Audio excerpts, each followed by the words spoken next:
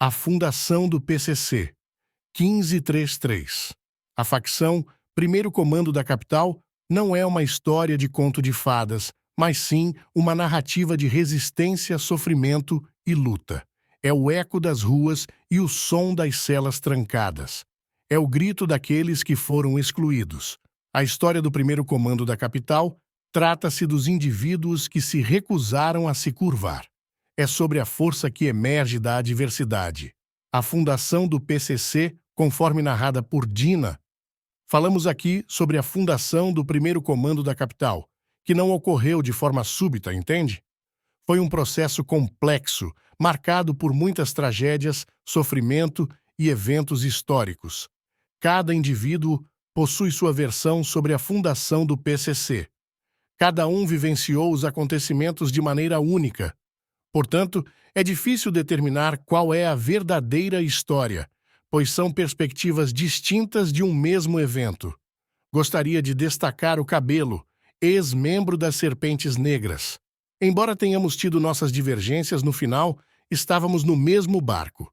Ele sempre estava disposto a compartilhar suas experiências sobre o Carandiru, especialmente durante o tumulto que levou ao massacre de 1992. Infelizmente, perdi a oportunidade de aprender com ele. Agora ele está do outro lado, aguardando por minha visita. A fundação do PCC está diretamente ligada à segurança pública em São Paulo. Não surgiu do nada. Foi resultado de uma série de eventos, envolvendo tanto os detentos quanto o governo estadual. Para compreender melhor a fundação do PCC, é necessário ir além do que é dito pela mídia e pelos conservadores. Devemos ampliar nossa visão e questionar as informações convencionais. Em suma, o Primeiro Comando da Capital é uma entidade complexa, formada a partir de uma variedade de eventos e experiências. Cada relato contribui para um entendimento mais completo da história. Os 8 fundadores do Primeiro Comando da Capital. As coisas começaram a ficar sérias na casa de custódia em Taubaté, conhecida como Piranhão, após um conflito durante uma partida de futebol. Havia uma divisão entre os detentos do interior, chamados de Comando Caipira, e os da capital. No início, uns chamavam de Partido da Capital, outros de Partido do Comando da Capital, até que firmaram como Primeiro Comando da Capital, e esse nome veio para ficar. A escalação do time da capital, os 8 fundadores do PCC, Misael Aparecido da Silva, Misa, César Augusto Rori Silva, Cezinha, José Márcio Felício, Geleião, Vander Eduardo Ferreira, Eduardo Caragorda, Antônio Carlos Roberto da Paixão, Paixão, Isaías Moreira do Nascimento, Isaías Esquisito, Ademar dos Santos, da Fé, e Antônio Carlos dos Santos, Bicho Feio. Notou que o Marcola não tá aí, né? Depois eu te explico. Agora vamos pro jogo. Rolou uma briga daquelas durante uma partida. 2 presos caíram, e o clima pesou. Josino conta que Geleião não aliviou pro lado do rival. Quebrou o pescoço do cara e ainda tentou arrancar a cabeça dele. Depois disso, os presos que estavam começando o PCC perceberam que iam levar um esculacho da repressão do presídio e decidiram resistir. Fizeram um pacto para enfrentar a violência que vinha da direção do presídio Piranhão. Quem ofender um de nós, ofenderá a todos. Somos o time do PCC, os fundadores do Primeiro Comando da Capital. Na nossa união, ninguém mexe, gritou um dos integrantes. Nos primeiros anos, os caras tiveram que decidir quem ia mandar no pedaço. Quem se destacou foi o Geleião José Márcio Felício. Ele ficou preso uns 40 anos, cercado de muitos inimigos, cercado de muita intriga. Mas veja só, morreu em 2021 num hospital penal em São Paulo. No fim, quem matou, ele foi a Covid. Tá achando que o 9º fundador do PCC foi o Marcola? Não, a coisa é séria. O Estado, com suas políticas de cadeia, jogou a lenha para essa fogueira arder.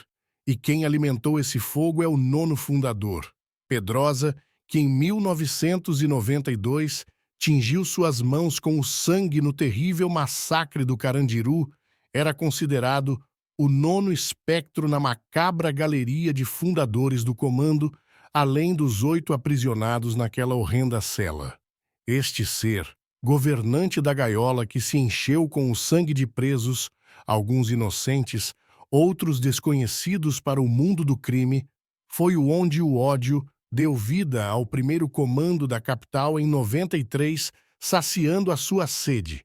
José Ismael Pedrosa foi diretor quando houve as 111 mortes e foi colocado como diretor da Casa de Custódia de Taubaté pelo governador de São Paulo, Fleury Filho, e estava no comando no dia do jogo de fundação do PCC. No dia do jogo, o Sombra, Idemir Ambrósio e Marcola, Marcos Williams Herbas Camacho, também conhecido como Playboy, nem desceram para o jogo, ficaram de camarote só no sapatinho, vendo a cena toda. Mas eles tiveram uma função chave no negócio todo nesses primeiros anos. Os integrantes do primeiro comando da capital, desde o início, perceberam o papel do Estado na formação de sua organização. Segundo Josino, Sombra chamou o diretor José Pedrosa como o nono fundador do grupo, além dos 8 fundadores. Sombra e Marcola partiram para o combate contra qualquer coisa que Pedrosa falava. Os caras disseminaram a ideia do PCC, batizaram os novos presos nas outras cadeias de SP e traçaram as táticas, as alianças do primeiro comando da capital. Depois de um tempo no sufoco, os chamados Irmãos foram batizados sabendo que deviam combater a opressão do Estado, que para alimentar o ódio e o rancor que infestam o coração de cada cidadão de bem, oferece como sacrifício aos chacais, os desamparados e indefesos, quer estejam nas sombrias ruas da periferia ou nas gélidas masmorras dos presídios. Após um período de punições, os presos, agora identificados como integrantes do PCC, começaram a estruturar sua organização de maneira concreta. É fundamental entender que a fundação do PCC foi uma resposta direta às políticas prisionais e à postura do Estado, marcando o início da maior facção criminosa do Brasil. Para marcar território, os caras do PCC criaram uns códigos, tipo o 1533. Essa ideia veio do alfabeto Congo, usado pelo do Comando Vermelho do Rio. Esses números são as letras P, C, C do nosso alfabeto, formando a sigla PCC. O Misael, um dos irmãos, criou um logo com o símbolo Yin-Yang para mostrar o equilíbrio que eles queriam no comando. Camisetas e tatuagens com os códigos 1533, Yin-Yang e a cara do revolucionário Che Guevara eles fizeram, para deixar claro a ideia do PCC. Essa organização foi a resposta dos irmãos para as condições pesadas da cadeia e as brigas do Estado, mostrando como o próprio sistema teve um papel-chave na criação da maior facção do Brasil. Não se esqueça de deixar seu like e se inscrever no canal. Até a próxima!